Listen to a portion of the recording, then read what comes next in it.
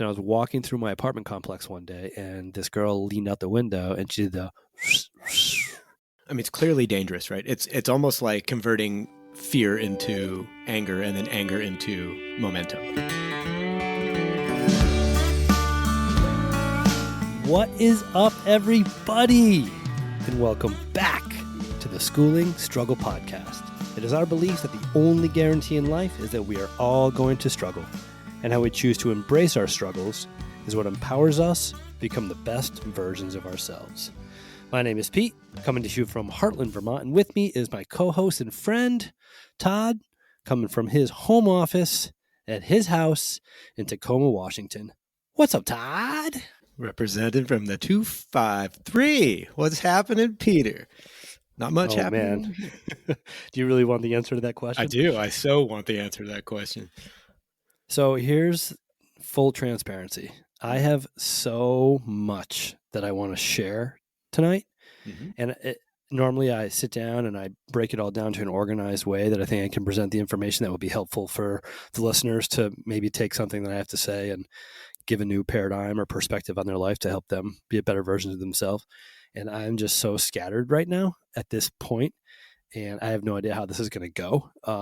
So anyway, I'll just start with where I'm at. Welcome to the scatter. So if you don't know, this is called the Schooling Struggle Podcast. And as I just said a moment ago, the only guarantee in life is that struggle is going to come our way. And that's kind of where my family and I have been for the last couple of days. We went down to Connecticut. There's 1 week a year where I go down to Connecticut in the summer. And that's really the only time during the year that I see all my extended family. I see aunts, uncles, cousins. I spend time with my brother's kids, which I don't get a lot of time to do during the school year. And it's just a really happy, jovial time. And we left here in Vermont, drove 3.5 hours to get down there last week. And I've been training really hard to enhance my fitness over the last bunch of months coming back from this injury. And I thought, you know what, this is a good week for me to just run some tests on myself and see how my numbers compare to the fittest I've ever been. And the fittest I've ever been was in 2018 before this plethora of injuries. I was really excited to go down there and test these workouts and see how I compare with my old self. And I went down there and I was working out, and my brother has a really cool home gym in his garage, and I was excited to use all his equipment. And I just got down there and started working out, and I was just crazy, like dizzy. And I don't get dizzy no matter how hard I work out. I don't get dizzy. I don't throw up. And I just was really, really dizzy. And I was like, man, it's just really super humid down here. Maybe there's like mold in his garage. I don't really know what the deal is. So I went back the next day, same thing, just super dizzy. Then I go to the family reunion, see everybody. It's great. We have an awesome New England lobster dinner. Such a good time to see everyone. I have family from Oregon, family from Michigan, family from all over New England. And I wake up the next morning feeling like crap. I thought after those workouts that it could have been, I don't know. I didn't know what it could have been. So I just took a COVID test and it came back negative. So I was like, all right, well, it's not COVID. That's good. So I wake up the next morning and I take another COVID test and boom, I'm positive. And I have been avoiding this thing for 2.5 years. And I got an email over the last 2 years, the majority of school days saying, hey, you had a student that was positive, you were exposed, and nothing ever. And of course I get it when I'm on this family reunion and I expose everyone, and I have uncles and aunts who are like super germaphobes and the whole deal. So I text everyone and say, I'm so sorry, about to ruin everyone's vacation, but I'm driving back to Vermont. I tested positive. So my wife and I load the car. We drive to Vermont. My wife and my daughter both don't have any symptoms at this point. So we decided to drive with the windows open and full masks on. And driving 3.5 hours, it was 96 degrees. And we hit standstill traffic twice. And I had the sweats. My head was pounding. It was such a it ended up being well over 4 hours, the ride with the stops and everything. So we get home and all I want to do is go to bed. So I go to bed and wake up the next day. I wasn't really didn't know what was going on in the house. And it turns out our cat is dying. So over the next 2 days, which were the last couple days here, my daughter gets incredibly sick. And we've been super cautious with her with the whole COVID thing because she has what's called reactive airways disease. And reactive airways disease is just a fancy word for like different types of asthma that one can get. And we were worried that if she got COVID, this thing would kick into high gear. And we've been to the ER twice now about this. So we've just been trying to play it safe. So she continues to test negative, but gets this crazy cough.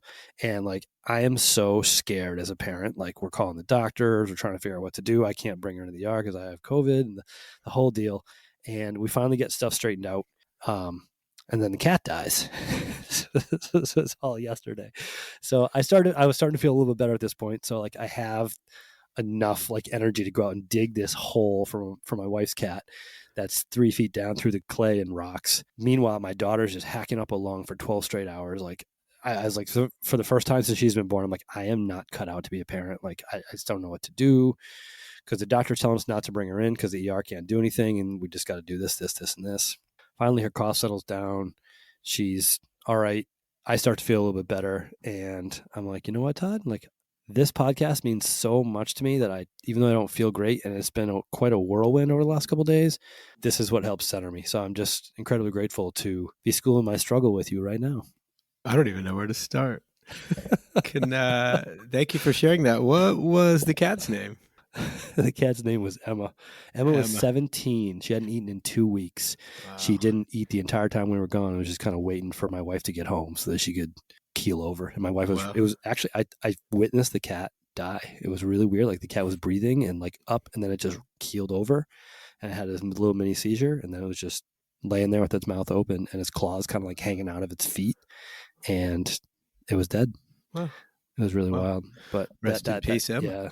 Yeah, that cat is my wife's companion long before we met. So yeah, I tried to find in the parenting handbook how to manage a dead animal while you have COVID and your kid is so sick that you're so scared. Yeah. Well, first off, it doesn't surprise me that you've just referenced the parenting handbook. And if you have an extra copy of that, would you please send it my way? Because I've heard that that's an elusive thing to find in life. Oh, man. So you're feeling better now? Or are you feeling better now? Yeah. Putting on a happy face. Okay, there you go.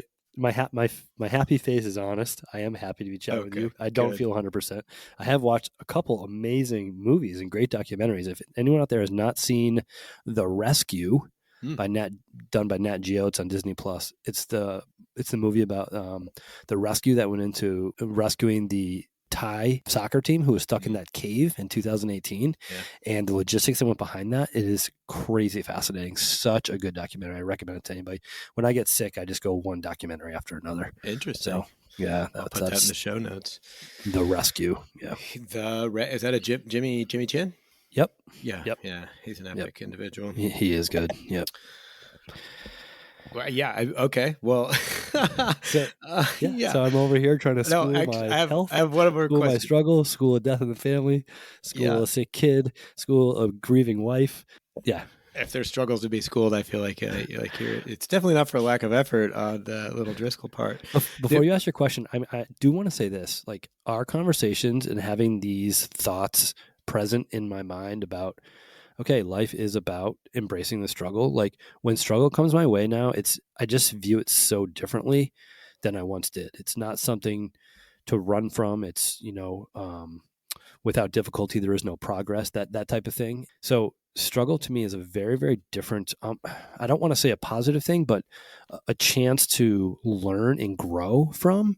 And it's a really cool way to live a life. And I'm incredibly grateful that we get to have these conversations. And when I decided to try to launch this podcast, my thought was, how can we just have conversations about our paradigms, our perspectives that might somehow influence the lives of others? And from the feedback we're getting from the listeners, that's happening. So I'd like to come in prepared with a list of tactical things, but tonight's just going to be a conversation about the topic we're going to talk about, but I don't know how it's going to go. So let's find out. Yeah. Yeah, let's. Go ahead, I had a question when you were from 2018 till 2020, current Peter, when you said you're going to go down to Connecticut and test your fitness against your fittest. Is there like a Driscoll family fitness throwdown that happens in Connecticut? Because you're like, I'm so excited to test it, but what would you do on vacation to test it? So up here, I'm on the Hard Work Pays Off program. So each day I just wake up and see what the program tells me to do that day.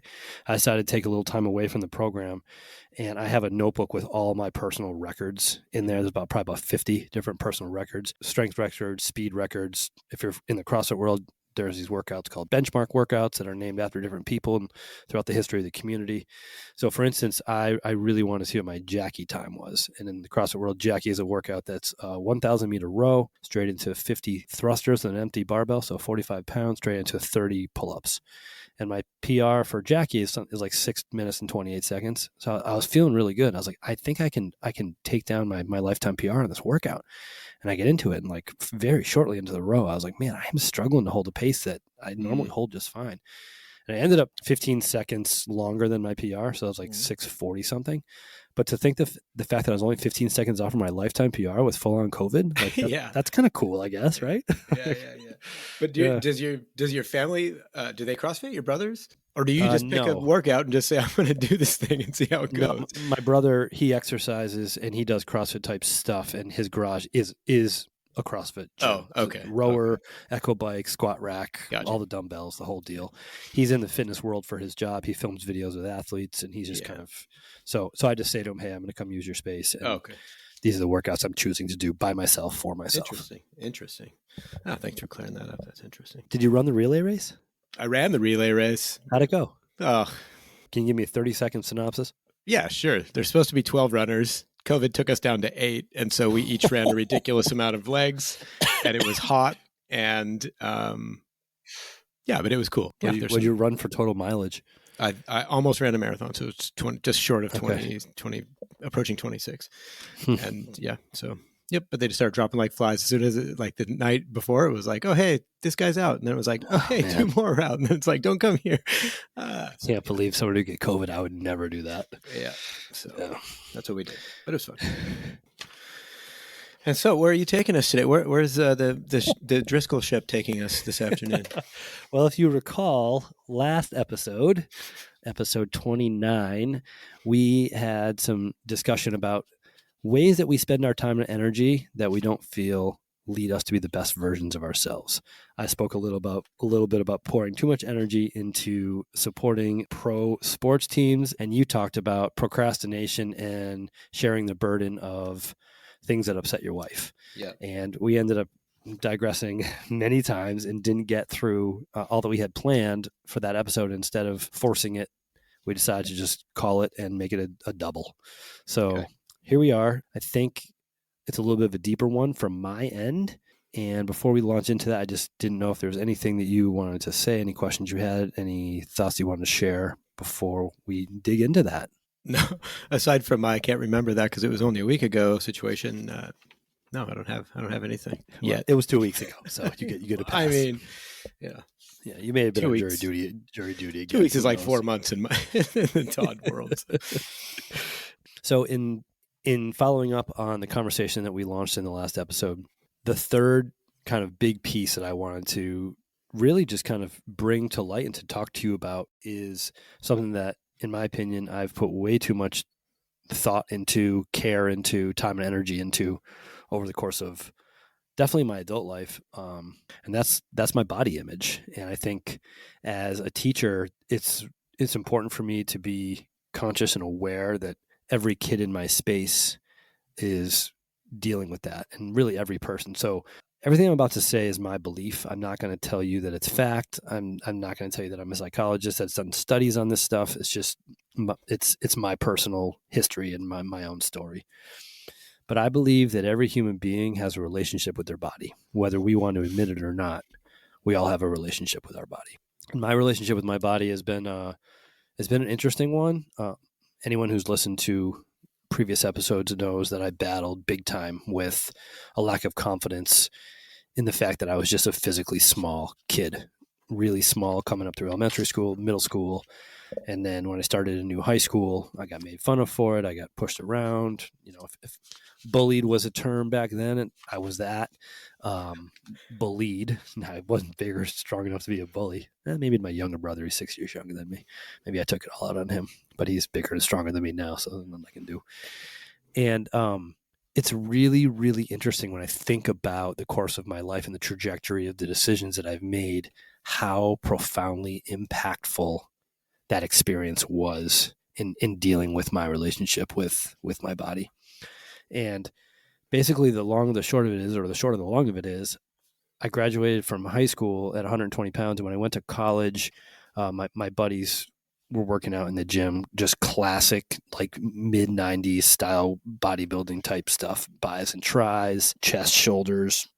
I did very, very little legs because my legs were so weak and I could hide them under a big baggy pair of and one basketball shorts. So I just started going, and I really embraced it. It just made me feel good. It was like yesterday I could not do this thing.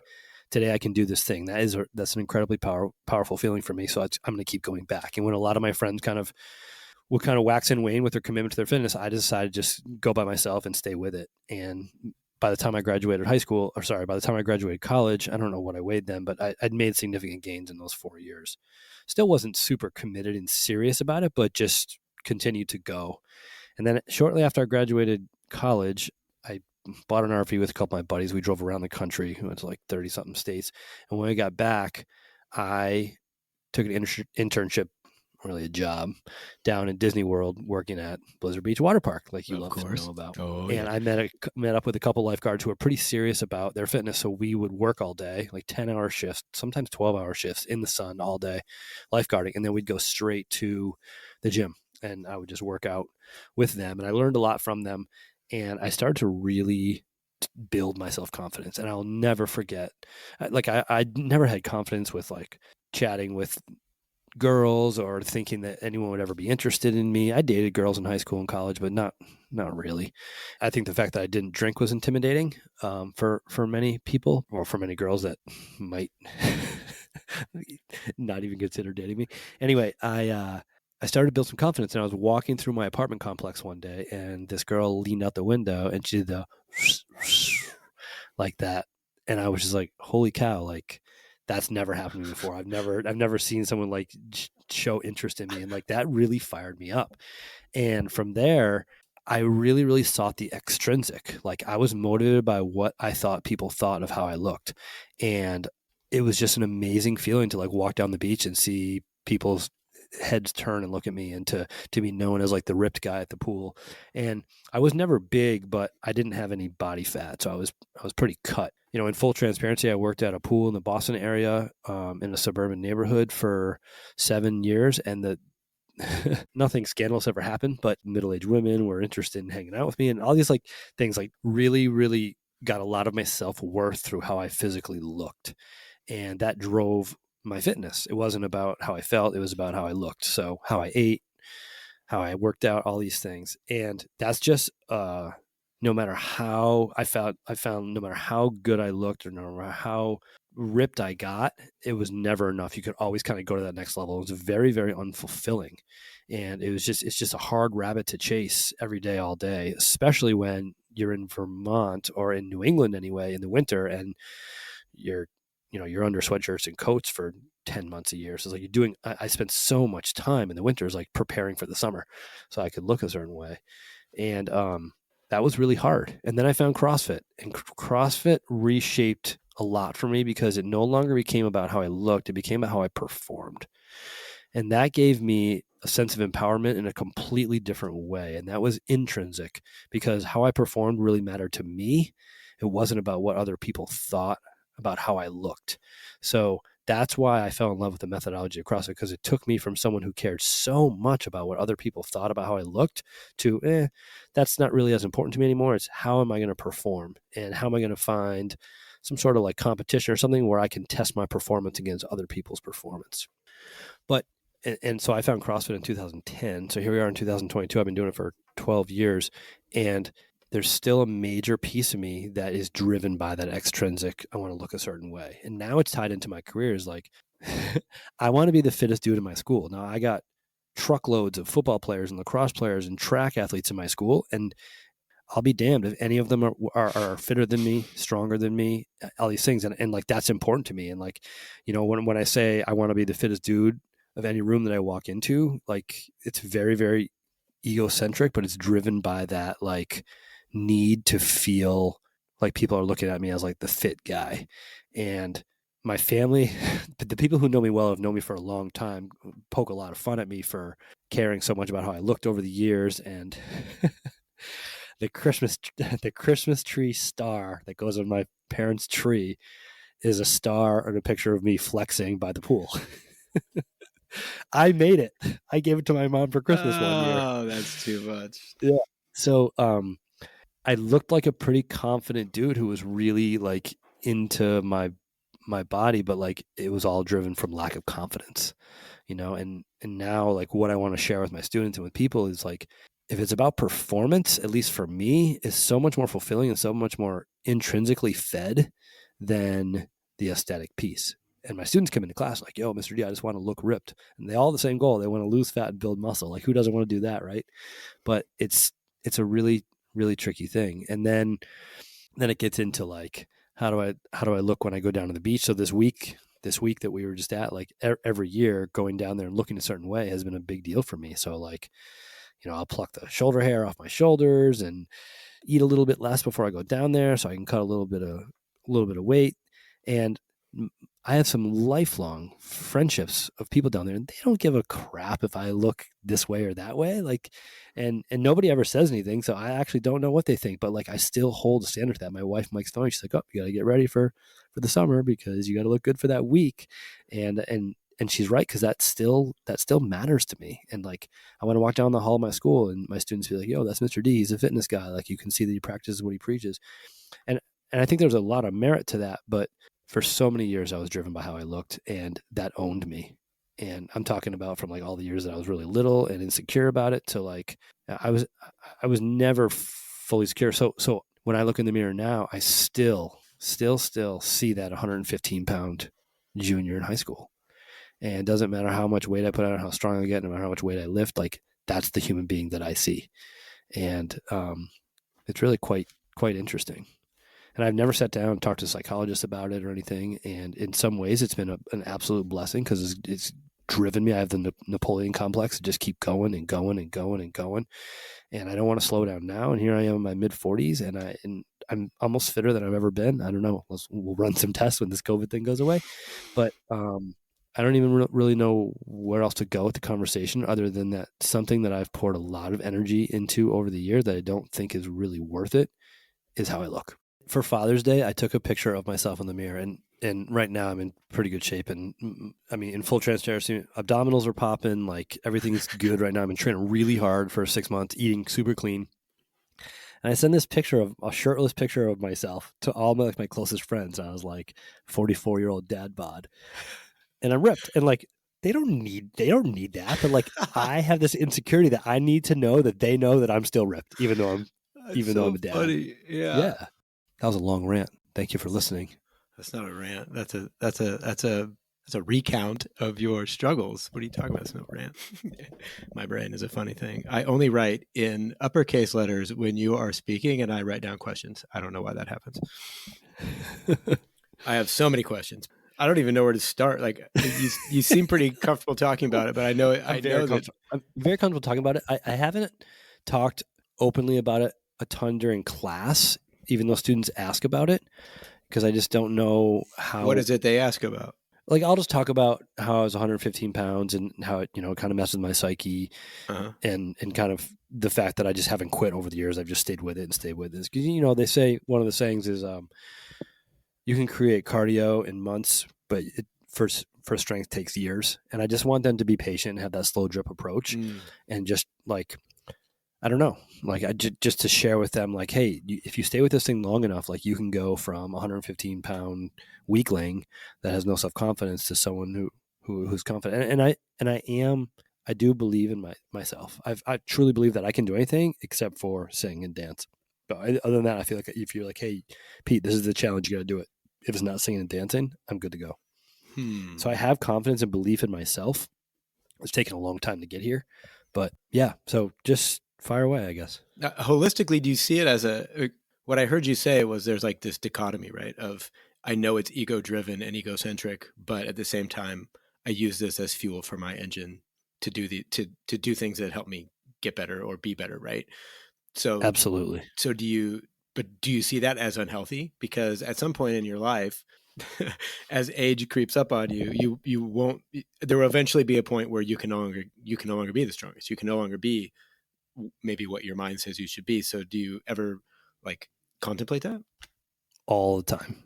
And what's that look like in your all mind? this. It's just it's a crazy, it's a really hard thing to chase because like I feel like I can I feel like I can still get better, but I know that that might not be a possibility. I don't know if that makes sense. Like I'll never be satisfied because there's always been like, well, I could have or I should have done a little bit Mm, more to do this, but I'm consciously trying to switch my focus now to, instead of how I look, how I perform, and how I measure myself and how I perform is in these competitions. Whereas I yeah. think a really fulfilled person could measure themselves against themselves, whereas I still feel like I need to measure myself against other people in That's so competition. interesting because like there's something in there that's I mean, it's clearly dangerous, right? It's almost like converting fear into anger and then anger into momentum, right? It's kind of almost the same thing. Like for an example, something like I'm a very like I have a very high justice sensitivity, right? So when I see something that is not just happening to either myself or somebody else, to a fault, I will use that as energy through almost hatred, just through being irritated about it, pushing me into action, and then pushing action into policy change, or pushing action into something that changes it and loops back around. But to me, it sounds like it's similar because the way that you want that to keep going, or you hope it would keep going egotistically. But I wonder how can you get away from that incrementally to the point where, like, yeah, I don't know. I That's a hard question to ask, but it's Yeah. like I go running because I know that I'm getting slower as a runner, but still when I'm like at the end of the run and they're like, "Oh, your age group is, 45 to 50, you're second in your age group." And I'm like, "Yeah, but that little bastard at 39 almost took me out." You see what I'm saying? Yeah. But I know I can't keep going back, and I can't compete with people who are younger. So I think one of the real interesting things, and I didn't share this yet, is that so I come from a long line of addiction, Mhm. all sorts of different addiction, and in addition to the family members of mine that are addicted, and alcohol is kind of the main drug Mhm. of choice in my family lineage. I also ran with a crew of kids who ended up being addicted to all sorts of stuff, hard drugs, all sorts of stuff. Mhm. And I knew at a pretty early age that I had an addictive personality. I tended to find comfort in all or nothing. So I decided to make my all or nothing fitness. So in this thing that's driven me Mm. in ways that are not super healthy, I think in a way it also saved my life. Yeah. It like, Yeah. and I share that with my students. I say the reason why I come here every day is because I want to share with you this thing that totally changed my world. And when I started working out, I started to see the world in a different light. I wasn't as mean to people. I wasn't as short tempered. I had more belief in myself. And this thing that has fueled me and has been a really positive force in my life has also been this thing that's lurking in the background that wasn't at the same time. So it's like it wasn't the fitness that was a problem. It was my perspective or my attitude toward the fitness and how I was applying it to my life. And I still believe that I've gotten way more positive out of it in my life than negative. It's my career. It's how I connect with people. It's always been my coping mechanism for anything. If I'm down, sad, angry, frustrated, a workout is my answer. If I'm happy and elated, a workout is the way I celebrate. I have family and friends to my house all the time to work out with. That's how I connect with people that I love. Like all these things. So there's so much to unpack in there. But the one thing that I wanted to share of all my fitness stuff is my deep care for what I think people see me as physically. Hmm. It's interesting. It's very interesting. Yeah. Thank And you I for feel sharing that. like it's better now than it ever has been, but I still got a long way to go. Well, you might not ever get rid of it. I mean, that might No. be a key driver. You know what I mean? And Like, so here's the weird thing is I don't want to get rid of it. right. That's Right? that's where the unhealthiness lies, though, because Right. that I don't know. That's a very interesting thing. I know that there's a bunch of, and I don't. This is just my opinion. You can take it if you want it, or tell me to shove off. But I think that I've done a lot of reading on PTSD, and not just through battle or through the military, but there's all kinds. And there was one story about this guy, and I'll put a note in the show. I'll put a link in the show notes. But um, there was a guy who he was doing or had done deep research on PTSD and got into a car accident one night, and he knew these things about himself that he would have to like embrace what was happening, like have these key functions in his brain that say these things and do these things. And when he got to the hospital, they're like, just relax, you're in good hands now. And he's like, no, I have to do these things in order so I can wash this out of my mind so it doesn't just linger here and then drive the next 20 years of my life. And so he went through this interesting scenario where not only did he put what he had learned or what he had gleaned from this research into action, but it actually came through on the other side. And without that, he would have been like, he learned the entire thing through it, but only by doing the actions. And people were like, well, how did you do that? And he's like, well, because I did this research and then I wanted to put it to the test. And so when I think about you, the first thing that I thought was, and I've heard this in therapy sessions too, you have to go back and hug that kid in the mirror, and like create a space in your mind that says, oh, it's cool. Yeah, you're a little Driscoll, but someday you'll be a great person and you'll have this podcast and you'll teach, thousands of people these cool things about themselves through what you learn. And that's one way to accept that. So maybe if you go back and if you're interested to work on that, that might be something you look into, is like PTSD therapy or something like that, to unwind it, because, you carry that stuff from your childhood, obviously, as through your entire life. And if you never really confront it, then it can end up like driving things that you never thought it could do. So as a fitness teacher, it's interesting because I think my main focus is to preach health and wellness, right? So like I talk about certain foods, not because of how they're going to make you look, but how they're going to make you feel. And because I've had this experience of kind of living with this mindset for so long, in a way, I feel like it's prepared me to be able to teach this way, but also in a way it could be hypocritical because I'm saying to my kids, like, hey, you should do this or shouldn't do this based on my experience, even though that's what I did, but that's life experience, I guess.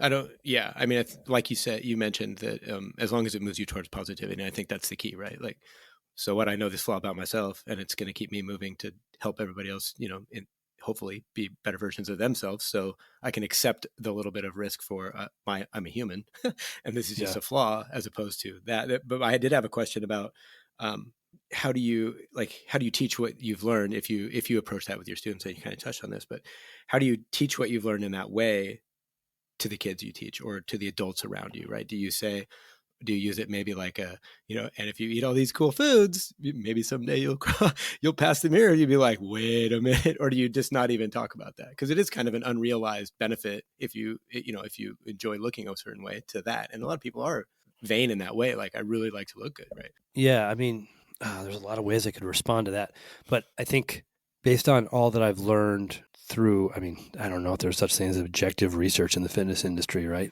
But through best practices, like what leads to a healthy and fulfilled physical and mental life. And I'm trying to set aside for my own life, like not what leads to how I look a certain way, but what leads to me living longer with vitality, so I can crush it in my 80s, like what leads to that. And that's what I'm trying to focus on in my own life. And that's what I'm trying to include in my lessons with my friends, family, and students, is these certain foods have been proven to make us more fit. These certain foods have been shown to lead closer to sickness. Like, everything's on the continuum. Students often come and say, Mr. D, the whole of a granola bar, is this good? I go, every food is somewhere on the continuum. Whatever the most perfect food is on the far end of it on that way. And I don't know, gasoline is on the far end, and that granola bar is somewhere in between those two. Right. It's not good or bad. It's just somewhere in the continuum. Are there things that would be more nutritious for your body? Sure. Are there things that would be less nutritious for your body? Sure. And we want to try to move our body toward the more nutritious way. And so I'll touch on the fact that with my students that I've struggled with this, but the real meat and the focus of what I'm trying to teach and what I'm trying to remind myself every day is like, no, it's not about, it's not about how I look, and it's not even about my performance. It's about how do I prep myself to be the best version of myself each day, and then going into the future with that low trajectory, distant horizon approach. That's good stuff, Peter. And I'm surrounded by great people. I'm surrounded by like my wife is such a well-balanced, gosh, she's such a rock, and she really has a really great direction with how she wants to lead and live her life. And that's really, really healthy for me. And my brother's the same way, my younger brother. I cut you off. Go ahead. No, I was thinking about if this is appropriate or not. So I'll leave a pregnant pause, so you can cut it out if you want, but I'm so interested. Okay. Does how you look matter to you about how Jen and your daughter see that? Physically look. Does that matter? I mean, obviously your wife, right? Like that could have a whole host of Is the question how I look? Does it matter to me how I look for the two of them? Does it matter to you how they observe that you look physically? It matters to me how everyone observes me. Okay. Fair. I was just wondering, like, yeah, because you're like, oh, that's my dad over there. Check him out, right? And then you're transferring that onto her. You know what I mean? Like that's kind of where I was going with that. Like, So that's one of Jen's biggest worries. Is she's like, yeah, LJ is going to see you yeah, worried about this, and we she'll have a can't do that. complex. Yeah, right. And she'll say like, so when LJ and my wife have dessert and you stay with them but you don't eat dessert, how do we want to present that to LJ? Because at some point you're going to start asking questions. Yeah. And the way we've navigated that is daddy's preparing for a fitness competition. This dessert is not going to help him in this fitness competition. The dinner that we just had will, and that's why he's choosing this. Interesting. Yeah, make it a choice. I like that. Yeah, and yeah. So my wife is concerned with the model I'm setting for my daughter. Yeah. And rightly so. And I'm with her 100%. I'm concerned about it too. So like, I'm navigating that. That's a great question, Todd. It's like, sorry, like this is who I am. Like, what do you want me? Because you were saying she pokes fun. Like, it's almost time to get ready. So is that like her way of diffusing like the weirdness of the situation that obviously you guys have already talked about? Yeah, and we have good conversations about that stuff and just how the model I'm setting for my daughter is going to impact a lot of her thoughts and decisions. So the main theme we drive home with our daughter is kindness and hard work. Kindness and hard work. Kindness and hard work. So do you see, this could be going too far. You tell me to shut up if you want. Nope. Go ahead. Do you see the lack of confidence in your daughter that you saw in yourself at all? Like in a way that you wish you could fix it. You're like, look at LJ. You're like, oh, shit. Like, I don't want her to see that. Or I don't want her to be that way. Yes. Yeah. I wish she was more confident in certain areas of her life than she is. And she cares more about what kids her age think of her than I would want her to. And does that come from my modeling, or would that be that way otherwise? I have absolutely no idea. But what do you do to approach that? That's really where the rubber meets the road, right? Yeah, yeah. I mean, Jen and I mean, Jen does a lot of research on this stuff. We talk a lot about it with her. Cool. We're taking the best approach we can. Yeah. We're trying to be very proactive about it. It's really just she's trying to gain the acceptance of one of her peers, and when that peer is not there, things go swimmingly for her. And when that peer is there, she acts a completely different way because she wants this girl's attention. And then when this girl gives other kids attention, she struggles with that. Interesting. Yeah, it is interesting. Yeah, the social dichotomy. Yeah, we don't want to get into that. Yeah, it's far beyond my knowledge, but yeah, we're trying to navigate that. But an example that I'm already worried about is my daughter. I think will have similar genetics to me. She's small in stature. She's fairly light, fairly skinny. She doesn't put on weight quickly. Now, granted, she's crazy active. She's in the yard all day, climbing ropes and swinging from trees and climbing fences and the whole deal. And you know, we don't have a lot of what we call woe food in the house. We don't have a lot of sugar-laden food or other snacks with unhealthy amounts of saturated fats. So she's not exposed to that very often. So I don't know how she would gain weight. But anyway, people will say to her, "Oh, you're so small. You're so pretty." Like, you know, trying to be nice and trying to, you know, friends and family, like, "Oh, you're just a cute little thing." And we worry about that. Interesting. Well, yeah. You are human after all. Look at this. Oh my gosh. What part of me made you think that I wasn't human? Oh, well, it must have been those abs and those pristine pecs of yours. So I did virtually, my legs were so weak growing up that I just didn't do them because I didn't want anyone to see me doing them. And I'm still way upper body chest dominant and compared to my lower body. Yeah. So that's pretty funny. Like disproportionately so. Like you look in the mirror, you're like, whoa, what happened to leg day? Yeah, this is a topic that I could talk about for a while. Yeah.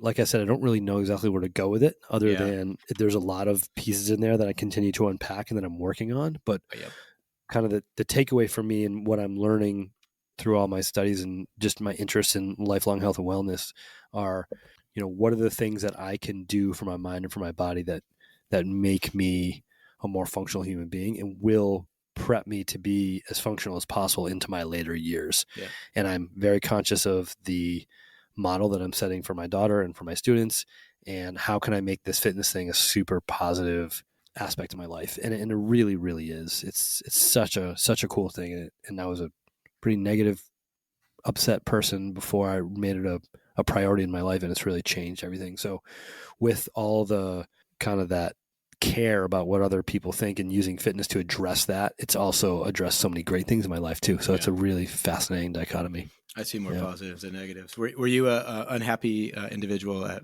Blizzard Beach? Like, what was the point where you were like, ooh, was it the onset of CrossFit where you realized that it was? No. So I was a happy. It didn't overtake every aspect of my life. I wasn't a depressed, stressed out kid who sat in my room all day and fantasized about being a ripped bodybuilder. Like, I had great relationships. I had great friends. We did really cool things. My parents were great. I really, really enjoyed college. So I think my college years, things started to turn. I switched my friend group partway through high school, and that was the first huge stepping stone. I was around people who made me feel valued and loved, and those guys are still as tight and close to me now as they've ever been. Some of them are going through some rough stuff, so we're kind of circling the wagons to help each other out with some stuff. Awesome. And so no, it was just the physical self proprioception about how I viewed myself physically and kind of how that dominated a lot of my thoughts and actions. Yeah. Lifelong struggle. But I think things did turn for me for the better when I committed myself to fitness. And that's a story that I'm trying to share with my students, saying, if you commit yourself to this thing, there's a lot of awesome that can come out of it if you have the right mindset. I didn't have the right mindset for a very long time, and now I'm getting myself closer. I see. Yeah, that actually explains a lot more. That's awesome. Yeah, I don't know where to go with it either, but I think that there's so much in there, right? Like, mind blowing, especially the older you get. But yeah, cool. Nice work. Yeah. So that's something that I spent a lot of time and energy on that I think I need to continue to work on. Yeah. I mean, I think you picked a good one. That's probably the biggest one you could come up with, right? I don't know. You got to be careful though, because the older you get, it's like you don't know when it's going to hit. That's the problem, right? Like, you could be fit until you're it hit for me hard 4 years ago, and I've been trying to get it back ever since. So yeah. Good awareness, dude. Thank you so much. It's hard for me to put into words how much these conversations mean to me, especially after the last couple of days that I've had. So I just want to say thank you. And I really, truly, truly want to thank the listeners for all their feedback. Keep it coming. Tell us what you want us to talk about. We got some things in the works of ways that you can contact us, but just don't have anything set up yet. So reach out via text, email, however. And here we are. Awesome. Good. You. Yep. All right, to everybody out there, we so very much appreciate your ears. We thank you for your time, and we're incredibly grateful for your attention. I am definitely a schooling struggle right now. Struggles could be schooling me right now too. A little bit of both. We are out. See ya.